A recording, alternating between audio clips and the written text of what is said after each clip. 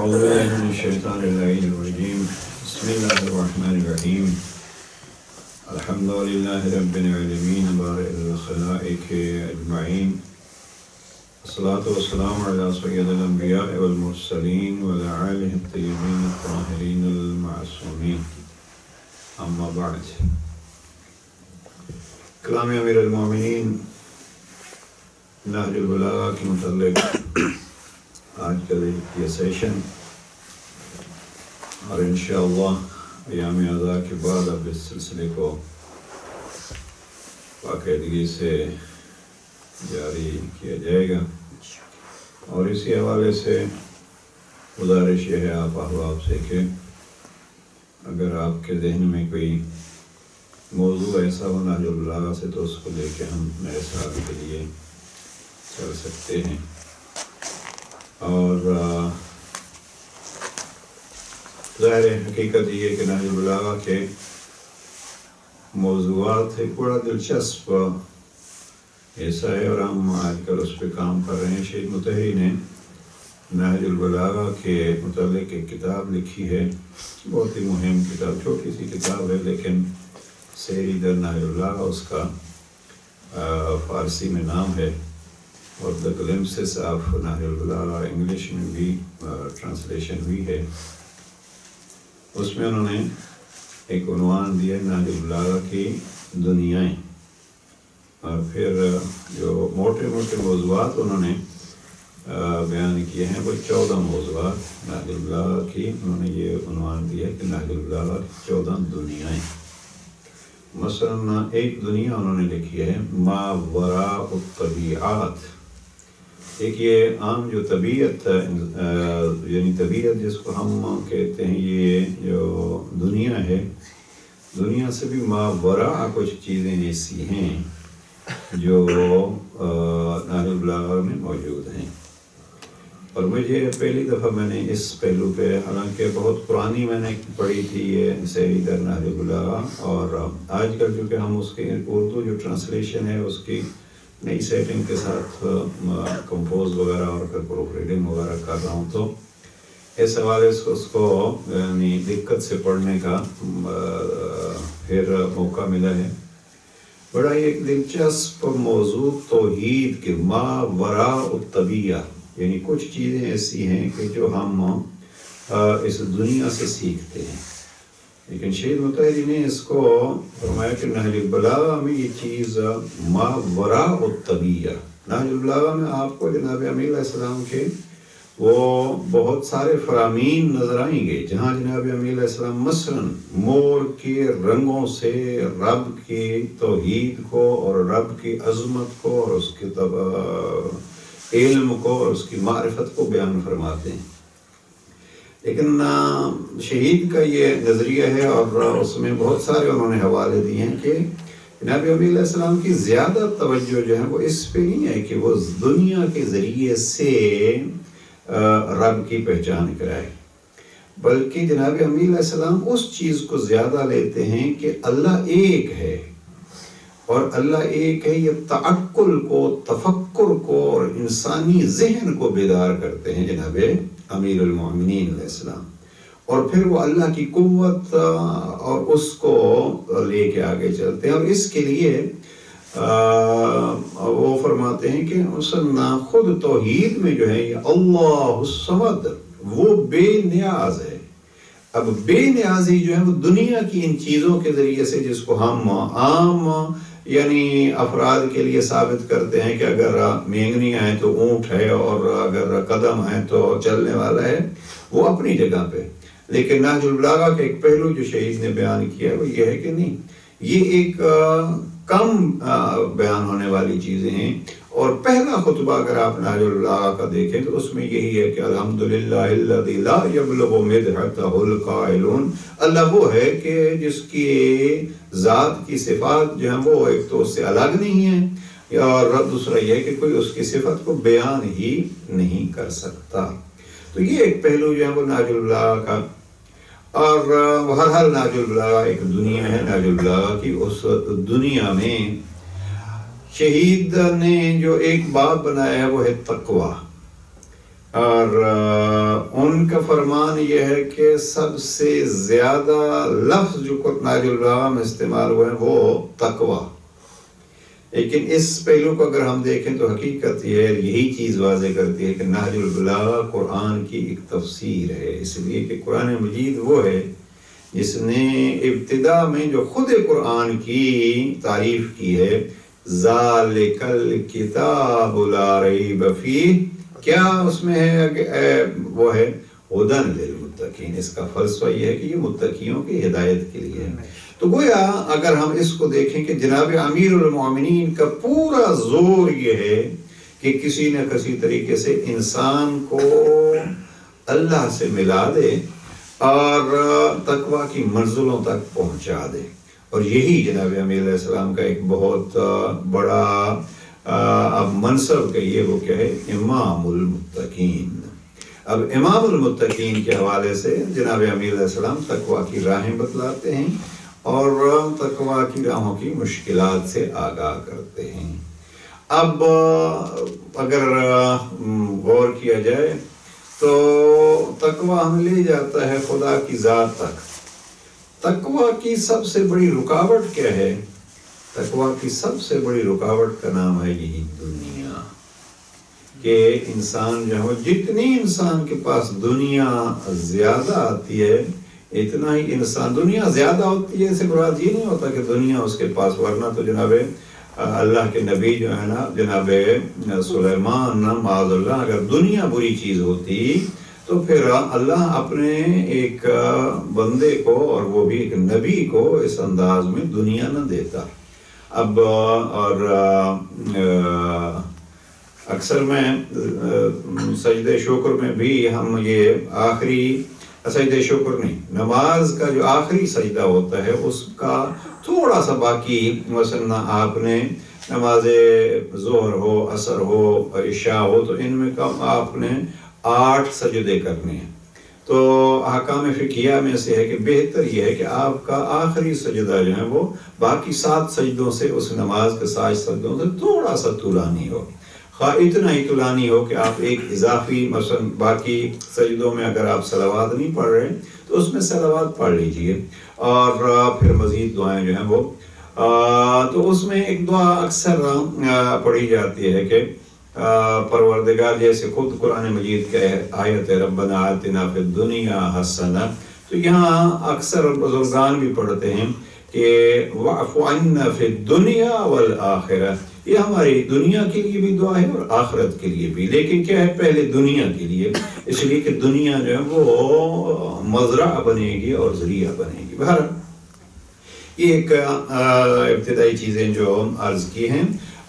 حقیقت میں آج جو گفتگو کرنا چاہتا ہوں وہ جناب امیر علیہ السلام کے مختصر ترین جو کلمات ہیں، ان کلمات پہ پچھلے دنوں کہیں بات ہو رہی تھی، اور سید رضی نے اس کو خود تفصیل سے لکھا ہے کہ کائنات کے مختصر ترین کلموں میں سے وہ کلمہ جس کا مفصل ترین مفہوم بیان ہے وہ جناب امیر علیہ السلام سے، اور وہ کیا ہے کہ تخففوا تلحقوا، سامان تھوڑا رکھو تاکہ جلدی پہنچ جاؤ. اب یہ سید رضی فرماتے ہیں کہ یہ 2 لفظوں کا جملہ ہے اور اس میں پوری ایک دنیا جو ہے وہ، یا مثلا ایک جاہز نام کے ایک بہت ادیب گزرے ہیں، البیان والتبیین ان کی کتاب ہے، انہوں نے کوئی آدھا صفحہ اپنی کتاب کا اس پہ لکھا ہے کہ قیمت کل امرئ ما یحسنہ. جناب امیر علیہ السلام کا فرمان کہ ہر بندے کی قیمت وہی ہے جو اس کو اچھا لگے. بڑا دلچسپ جملہ ہے اور کئی دفعہ عرض کر چکا ہوں. تو بہرحال اس حوالے سے جناب امیر علیہ السلام کے یہ مختصر فرامین جو ہیں اس میں بڑی مفصل مفاہیم موجود ہیں.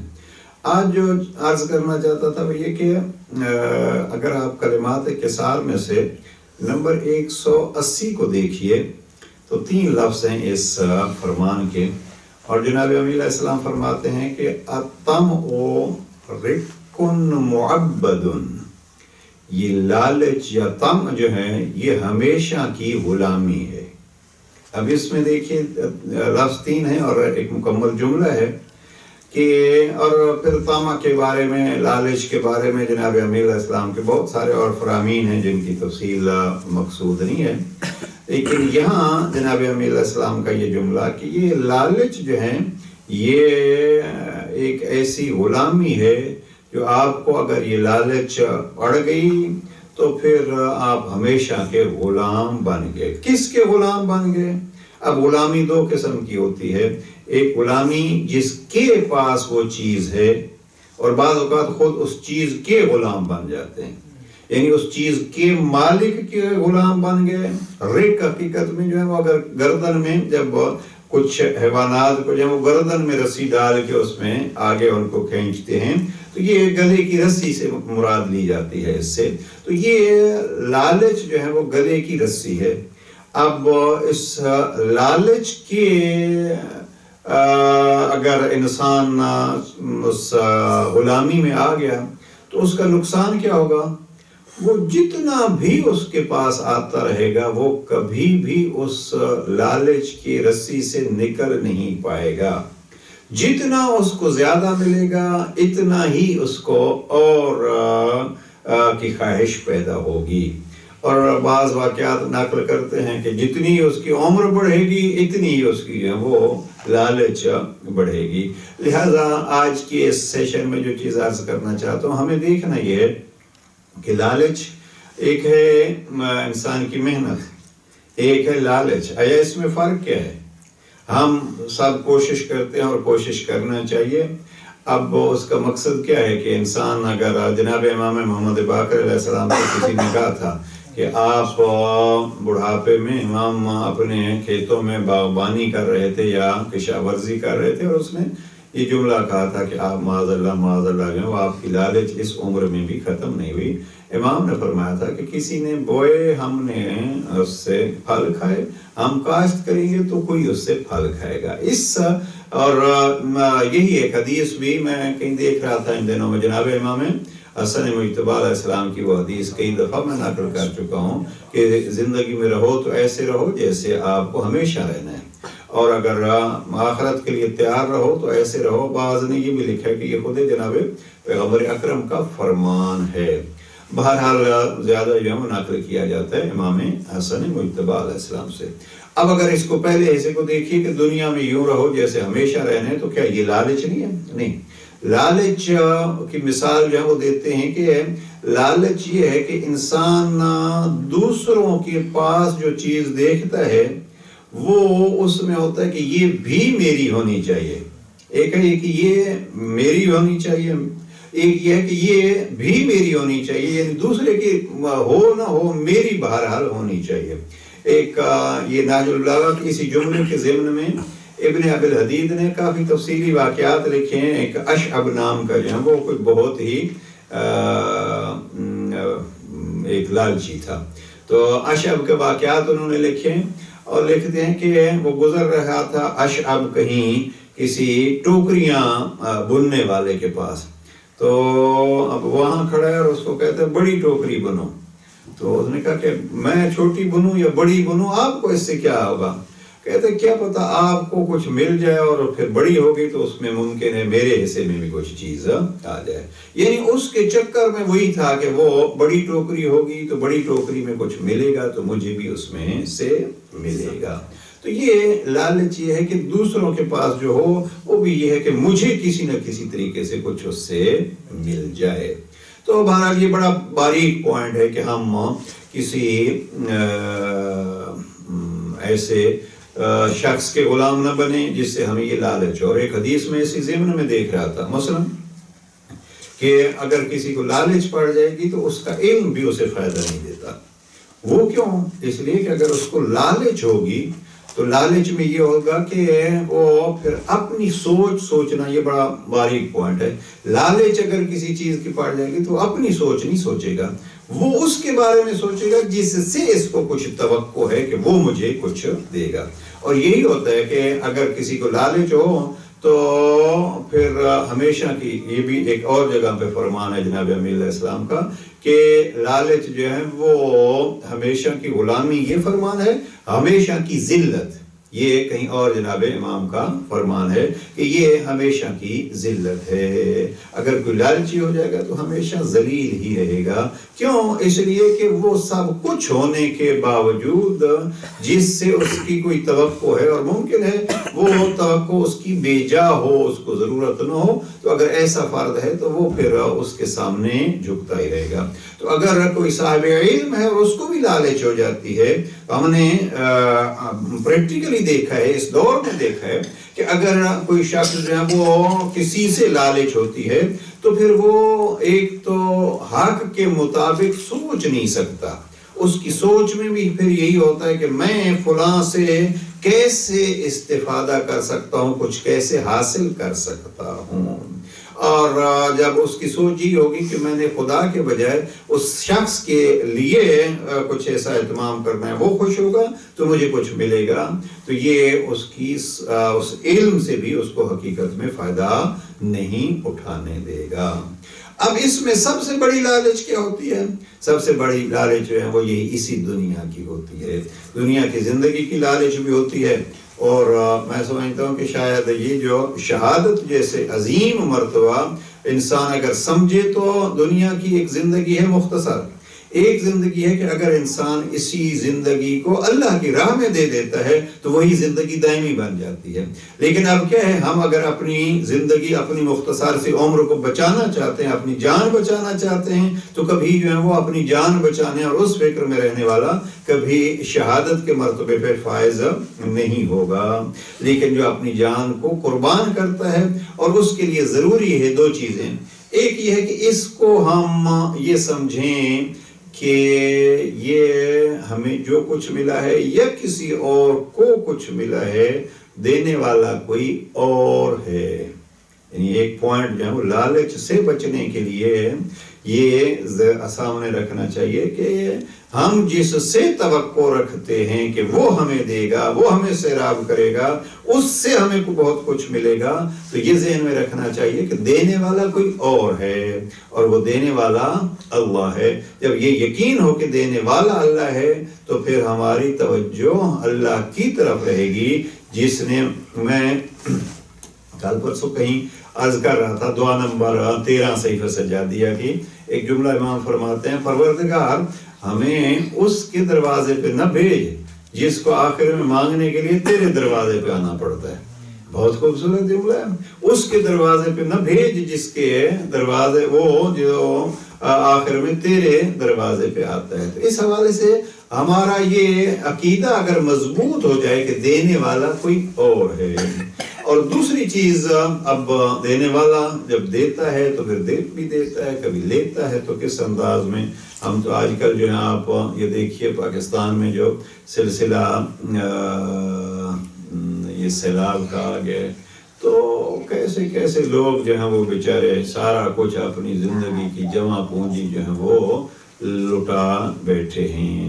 اور ہوتا کیا ہے، اب جتنا جی چاہے کہ یہ فلاں اتنے سالوں حکومت کی ہے، آخر کیا ہوگا؟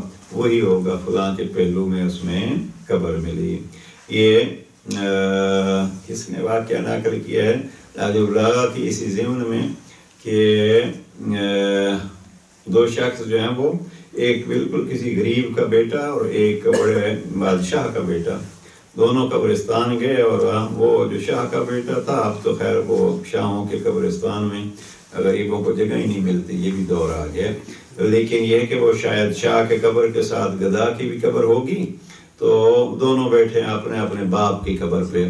اب وہ جو بادشاہ کا بیٹا تھا وہ دیکھتا ہے کہ میرے باپ کی قبر پہ جو ہے وہ یہ سنگ لگا ہوا ہے اور یہ وہ لگا ہوا ہے اور ایسا خطبہ لکھا ہوا ہے اور ایسا رنگ ہے اس پہ یہ ہے، تو وہ اپنا وہ گن رہا ہے. تو دوسرا جو فقیر ہے اس کے باپ کی قبر کچی پڑی ہے اور اس میں تو کیا ہوا، اس کو اس نے تھوڑا تکبر کیا. اس نے کہا دیکھا آپ کے باپ کے پاس کیا ہے، میرے باپ کے پاس تو یہ قبر اس کی ایسی ہے اور ایسی ہے اور اتنی بڑی قبر ہے اور اتنے اس پہ سنگ مرمر لگے ہوئے ہیں اور یہ ٹائلیں لگی ہیں اور یہ فلاں فلاں، اس نے بہت ساری چیزیں جو ہیں وہ گنوائی ہیں. تو وہ جو درویش کا بیٹا تھا اس نے کہا کہ بھئی آپ کا باپ جو ہے وہ کل جب اللہ بلائے گا تو ان پتھروں سے نکلتے نکلتے اس کو بہت سارے دن لگ جائیں گے. میرا باپ جو ہے وہ تو مٹی ہٹے گی اور وہ اتنی دیر میں آپ کا باپ جو ہے وہ پتھروں سے نیچے سے نکلے گا تو اتنی دیر میں وہ انشاءاللہ جنت میں پہنچ جائے گا۔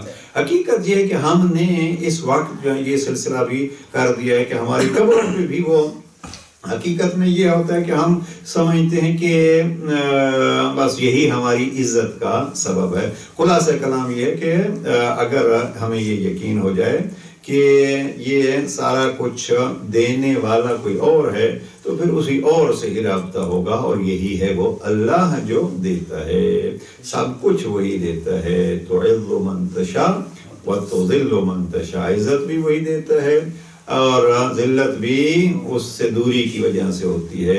مالک الملک، اور ملک بھی وہی دیتا ہے اور ملک لے بھی وہی دیتا ہے۔ لہذا پہلا عقیدہ لالچ سے بچنے کے لیے ہمارا یہ ہونا چاہیے کہ دینے والا کوئی اور ہے۔ دوسری چیز جو عرض کرنی ہے وہ یہ ہے کہ اگر انسان کو یہ یقین ہو جائے کہ دینے والا کوئی اور ہے، اور دوسری بات یہ ہے کہ میں یہاں رہنے والا نہیں ہوں، اب دینے والے پہ یقین ہو جائے کہ وہ دیتا ہے، پھر میں لیتا رہوں، بس مجھے یہی ہو کہ میں لیتا رہوں۔ اور پھر بھی دیکھیے اگر انسان کو اللہ پہ یوں یقین ہو کہ دینے والا وہ ہے، لیکن مجھے یقین ہو کہ مجھے بھی یہی رہنا ہے، تو پھر میں کہوں گا اللہ مجھے بھی دیتا اور دیتا۔ حقیقت میں اگر انسان کو یہ یقین ہو جائے کہ وہ دینے والا ہے اور مجھے ہمیشہ یہاں رہنا نہیں ہے۔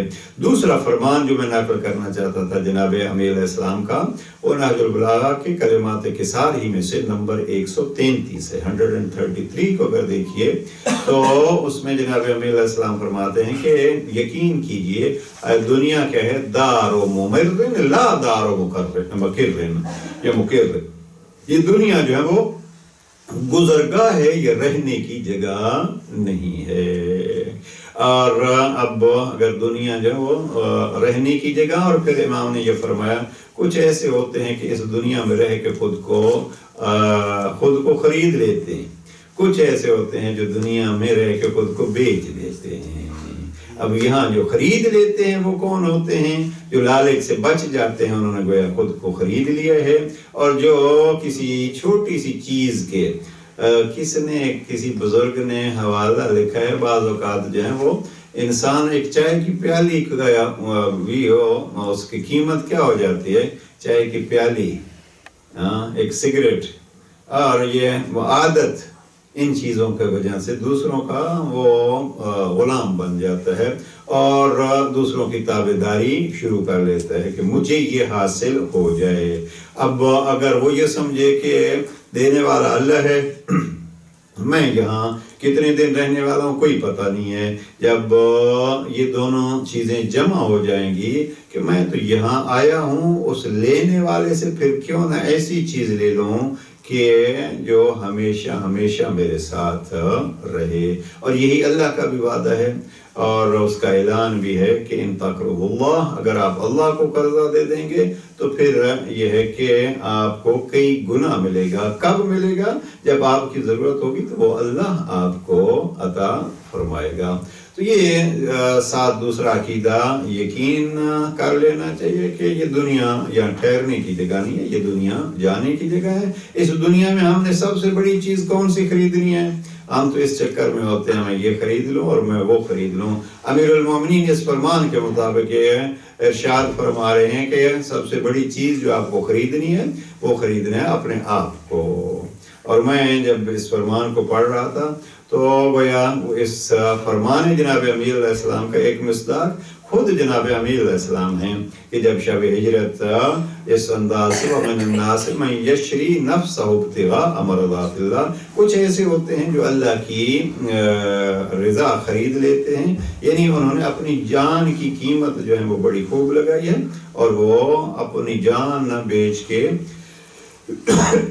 اللہ کی مرضیاں خرید لیتے ہیں۔ یہ ہے حقیقت میں اپنے آپ کو، ایک ہے اپنے آپ کو بیچ دینا، ایک ہے اپنے آپ کو خرید لینا۔ خرید لینا اپنے آپ کو یہی ہوگا کہ ہم نے کائنات میں سے اپنے آپ کو مخصوص کر لیا ہے خدا کے ساتھ، تو یہ ہے اپنی خریداری۔ اب ہمیں کوشش ہی کرنی چاہیے کہ ہم اپنی قیمت دیکھیں کہ ہماری قیمت کیا ہے۔ اب قیمت کسی شخص کی وہی ہوتی ہے جیسے امام کا پھر فرمان ہے کہ جو اس کو اچھا لگتا ہے۔ اب اگر ہم اپنی قیمت یہ بنائیں کہ ہمیں وہی اچھا لگتا ہے جو ہمارے ائمہ کو اچھا لگتا ہے، تو پھر انسان کی قیمت اسی اعتبار سے بڑھے گی۔ تو یہ ہے دو چیزیں، انسان اپنی اس دنیا میں عزت بھی کما سکتا ہے۔ اور دیکھیے عزیزان برادران بزرگان، یہ ہے کہ اس وقت سب سے بڑی مصیبت جو ہے وہ ہے انسان کا، اگر دیکھیے تو یہ ہے پریشانی، ہر کوئی پریشان، ہر حال میں پریشان۔ آج کسی ایک شخص سے بات ہو رہی تھی، مزدور ٹائپ جو ہے، تو مجھے بہت پسند آیا اس کا جملہ کہ اس نے کہا کہ مجھے کہنے لگا کہ ہم نے بڑے بڑے دیکھے ہیں، جتنے بڑے ہوتے ہیں اتنے ان کے فراڈ بھی بڑے ہوتے ہیں۔ میں نے کہا بات تو ٹھیک ہے، اس لیے کہ وہ اور کمانے کے چکر میں کسی فیکٹری کے مالک بن جائیں گے تو وہ فیکٹریوں کے لیول پہ جو ہیں وہ پھر فراڈ کریں گے۔ بہرحال یہ اس لیے ہوتا ہے، ورنہ تو ہر کوئی وہ فراڈ میں نہیں ہوتا، بس فقط یہ دو چیزیں، ایک یہ ہے کہ شاید میں زیادہ ہوشیار ہوں اور میں کما لوں گا، اور دوسرا یہ ہے کہ مجھے ہی یہاں رہنا ہے۔ تو ہمیں اپنی زندگیوں کو اس نگاہ سے دیکھنا چاہیے، اور اس کا راہ جو ہے وہ امیر المومنین کے فرامین سے تلاش کرنا چاہیے، اور ساتھ یہ ہے کہ امیر المومنین کی عملی زندگی سے۔ امیر المومنین کی عملی زندگی میں دونوں پہلو ہیں۔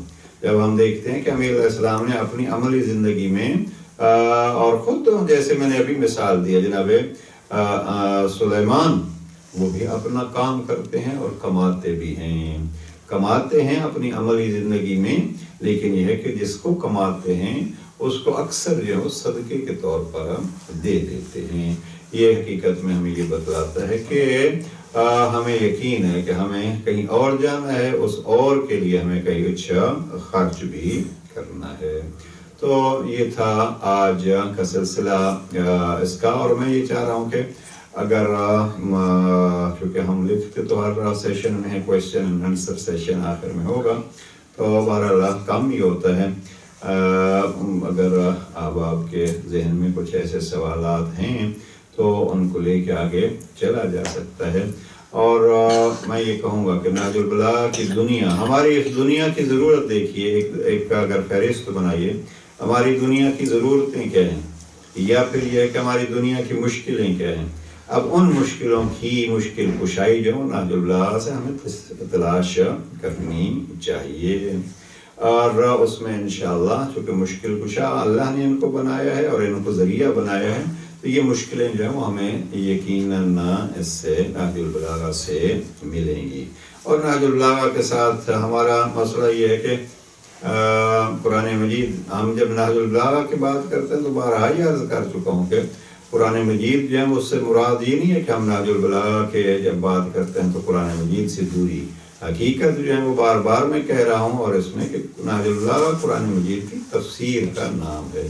تو بہرحال قرآن مجید ہے اور نہج البلاغہ، تو ساتھ ایک چیز جو ہے یہ ایام میں، چونکہ ایام زینبیہ اور یہ 40 کے ایام میں جہاں بھی گفتگو کا موقع ملتا ہے تو جناب زینب کبریٰ سلام اللہ علیہ کا یا جناب امام زین العابدین علیہ السلام کے خطبات کی گفتگو ہوتی ہے۔ تو یہ ایک ذریعہ ہے اس کا کہ آل محمد نے ہمیں ان خطبات میں کیا بتلایا ہے۔ اور مثلاً کربلا والوں سے ہر کوئی پریشان ہے، تو کربلا والوں سے زیادہ دکھ تو کسی کو نہیں ملے، لیکن یہ ہے کہ کربلا والوں سے زیادہ کوئی مطمئن بھی نہیں، اس لیے کہ چھٹے امام کے فرمان کے مطابق جو سورہ جناب امام حسین علیہ السلام سے مخصوص پورا سورہ ہے وہ ہے سورہ فجر، اور سورہ فجر کی جو آخری آیات ہے یا ایتھا النفس المطمئنہ ارجعی الی ربک راضیۃ مرضیہ۔ اب سب سے زیادہ مشکلیں اور تکلیفیں کہاں ہوئیں؟ کربلا میں جناب سید الشہداء کو، اور سب سے بڑا مطمئن کون ہے؟ جناب سید الشہداء۔ اس کا سبب تلاش کیا جائے، یہ بڑا خوب، یہ 40 پہ ایک article BBC Urdu website پہ انہوں نے کسی خاتون نے دیا، اور بڑا کافی تفصیلی جو ہے اس میں کہ 1 لاکھ تک صحرا میں مارے جانے والا شخص جو ہے اس کا کیا تھا کہ اس نے اب تک لوگوں کو اپنی طرف جو ہے وہ کھینچ رہا ہے. تو اس کے لیے میں نے بعض مجالس میں ان دنوں میں یہ جملہ پڑھا ہے جناب امام زین العابدین علیہ السلام کا، کہ جناب امام زین العابدین علیہ السلام فرماتے ہیں کہ اللہ نے ہمیں 6 چیزیں عطا فرمائی ہیں. آخری چیز جو ہے امام فرماتے ہیں والمحبت فی قلوب المؤمنین، اللہ نے مومنوں کے دلوں میں ہماری محبت رکھ دی ہے. اب قرآن مجید ہی کی آیت ہے اور وہ یہ ہے کہ الذین آمنوا وعملوا الصالحات سیجعل لهم الرحمن ودا، جو ایمان لاتے ہیں اور عمل صالح انجام دیتے ہیں اللہ ان کی محبت لوگوں کے دلوں میں رکھ دیتا ہے. ایسے نہیں ہے کہ اللہ تقسیم کر رہا ہے، تو اس کو اللہ کی ذات نے پھر ان کی محبت رکھی ہے. اور اللہ والے مانگتے یہی ہے کہ پروردگار تو ہماری محبت لوگوں کے دلوں میں رکھ دے. اور آپ اس کو دیکھیے کہ امام نے اعلان کیا کہ اللہ نے ہماری محبت رکھی ہے، اور یہ اللہ محبت کن کی رکھتا ہے؟ جو ایمان اور عمل صالح انجام دیتے ہیں. اور یہی محبت کا سوال پیغمبر نے کیا قل لا اسألکم علیہ اجرا الا المودۃ فی القربى. اور ساتھ ایک آیت سورہ ابراہیم کی آیت نمبر 37 ہے، اگر آپ اس کو دیکھیے تو بڑا دلچسپ منظر ہے کہ اللہ کے کہنے پہ جناب ابراہیم اپنے اس چھوٹی سی فیملی کو، زوجہ کو اور بیٹے کو وہاں چھوڑ کے جب پلٹے ہیں تو پلٹ کے پھر رب کے ساتھ باتیں شروع کر دی ہیں. اور وہاں کہا کہ فاجعل افئدۃ من الناس تہوی الیہم، پروردگار میری ایک درخواست ہے لوگوں کے دل ان کی طرف موڑ دے. فاجعل افئدۃ من الناس تہوی الیہم. تو اب یہ ایک دلوں کی محبت جو ہے وہ گویا ایک بہت بڑا سرمایہ ہے، جس کو امام زین العابدین علیہ السلام بھی یاد کر رہے ہیں اور جناب ابراہیم بھی یاد کر رہے ہیں، جناب پیغمبر اکرم بھی وہی مانگ رہے ہیں. تو اس حوالے سے اب یہ محبت کیسے ملتی ہے؟ محبت کا اصول بھی ایمان اور عمل صالح سے یہ محبت دلوں میں ملتی ہے. اور خوش قسمت ہے وہ کہ جو آل محمد کی محبت کے، جن کے دل آل محمد کی محبت کا خزانہ بن جاتے ہیں.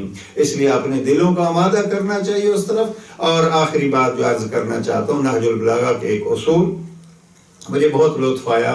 نہج البلاغہ جو ہم الحمدللہ ایک حد تک کوشش کر رہے ہیں اور نہج البلاغہ مومنین اور عام افراد تک بھی پہنچا رہے ہیں، تو اس کا اثر یہ ہوتا ہے کہ نہج البلاغہ کوئی اگر دقت سے پڑھے تو ایک ڈاکٹر صاحب کو ہم نے ڈائریکٹ نہیں، کچھ ساتھیوں نے جو ہے ان کو سرجن ہیں وہ اور بہت مشہور لیکچرر ہیں وہ، اس میں تو نہج البلاغہ جو دیا گیا ان کو پچھلے دنوں یہاں کچھ لیکچرز کے سلسلے میں ہی یہاں UK میں آئے ہوئے تھے، تو میں کوشش کرتا ہوں بعض اوقات ان کے لیکچر سننے کا. تو مجھے بڑا لطف آیا کہ اپنے لیکچرز میں جو ہے نہج البلاغہ کے کوٹ جو ہیں وہ بھی موجود ہیں. یعنی اگر ہم یہ چیز پیش کریں تو یہ ہوتا ہے کہ آپ ایسی کتابوں، ایسے فرامین اور ایسی زندگی کے اصولوں سے آپ دوسروں کے لیے ایک ہدایت کا سبب بن سکتے ہیں، یا یوں کہوں اگر کہ دوسروں کے دلوں کے سکون کا ذریعہ بن سکتے ہیں. لیکن یہ کوشش یہ ہونی چاہیے کہ ہمارے دلوں کے سکون کا خود ایک سرمایہ ہمارے پاس ہونا چاہیے. خود آدمی بیتاب ہو اور دوسروں کو پھر جو ہے وہ بیتاب کا بندہ جو ہے وہ کسی کی رہنمائی کیسے کر سکے گا، یا مثلا خود گم راہ کسی کو راہ کیسے بتلا سکے گا. لہذا ضروری ہے کہ ہمارے مشکلات کے باوجود زمانے میں جو ہے وہ سکون ہونے چاہیے، اور پھر سکون جو ہے وہ رب سے مانگنا چاہیے. ان دو اصولوں کو مد نظر رکھ کے دنیا کی لالچ سے چھٹکارا اور دنیا سے جانے کی سوچ. تو آج یہ ہے نہج البلاغہ کے چند پوائنٹس، اور 2-3 منٹ رہتے ہیں.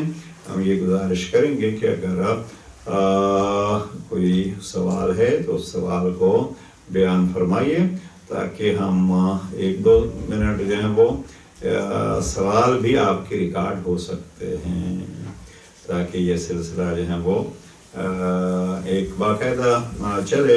اور انشاءاللہ اسی سیشن کے بعد بیٹھ کے ہم اگلے سیشنز کے لیے ایک باقاعدہ موضوع بھی انتخاب کریں گے.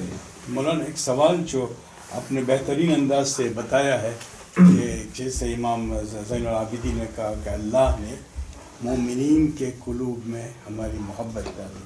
ادھر حضرت ابراہیم کا جو آیت تھی کہ اللہ سے دعا کر رہے کہ اللہ ڈالے، تو یہ محبت اللہ ڈالتا ہے. تو اس میں انسان کا کمال کہاں ہے کہ وہ اہل بیت کا محب بنے؟ یعنی اللہ نے ڈالا ہے. کس طرح سے وہ اس کو بیلنس کیا جائے کہ ہم نے بھی کچھ کرنا ہے وہ محبت لینے کے لیے؟ جی اچھا سوال ہے. اس حوالے سے محبت کے حوالے سے کہ محبت اگر اللہ ڈالتا ہے، سوال یہ ہے کہ محبت اگر اللہ ڈالتا ہے تو پھر اس میں ہمارا کیا کمال ہوا؟ اگر ہمارے اس میں آیت میں نے پڑھی ہے، یہ خود قرآن مجید کے جو آیت ہے کہ الذین آمنوا وعملوا الصالحات سیجعل لهم الرحمن ودا، اللہ ان کے لیے محبت بناتا ہے جو ایمان لاتے ہیں اور عمل صالح بجا لاتے ہیں. اس میں دو پہلو ہیں. ایک یہ ہے کہ اللہ دوسروں کی محبت ڈالتا ہے، اور میں یہاں سمجھتا ہوں کہ یہ گویا دل اس قابل ہو جاتے ہیں. اس کو آپ یوں کہیے کہ ہمارا کمال یہ ہے کہ ہم دل کو صاف رکھیں. ہمارا کمال اللہ محبت، چونکہ اس لیے کہ ہر دل میں اگر محبت ڈالتا رب تو ایمان اور عمل صالح کی قید نہ ہوتی. تو اللہ اس دل میں محبت ڈالتا ہے جو قابل محبت ہو. یعنی محبت ایک سرمایہ ہے، وہ سرمایہ وہیں ہوگا جہاں اس کی جگہ ہوگی. تو ہمیں دل کو آمادہ کرنا ہے، باقی پھر جو ہے وہ اللہ سے سوال کرنا ہے. اس لیے کہ ربنا لا تزغ قلوبنا بعد اذ ہدیتنا، وہ بھی مرحلہ آتا ہے کہ بعض اوقات کا ہدایت پا کے بھی لوگوں کے دل جو ہے وہ زنگ آلود ہو جاتے ہیں. اب زنگ آلود میں یہ کیا کہ محبت نہیں آ سکتی، بلکہ جو محبت ہوتی ہے تو وہ بھی ضائع ہو جاتی ہے. لہذا سوال کا جواب یہ ہوگا کہ ہمیں اپنے دلوں کو آمادہ کرنا ہے. پروردگار انشاءاللہ محمد و آل محمد کی عظمتوں کا صدقہ ہمیں آل محمد کی عظمتوں کو جاننے اور ان کے فرامین کے اور ان کی تعلیمات کے بیج اپنے دلوں میں کاشت کرنے اور زندگیوں میں اس سے مستفید ہونے کی توفیق نصیب فرمائے. السلام علیکم ورحمۃ اللہ وبرکاتہ. وعلیکم السلام.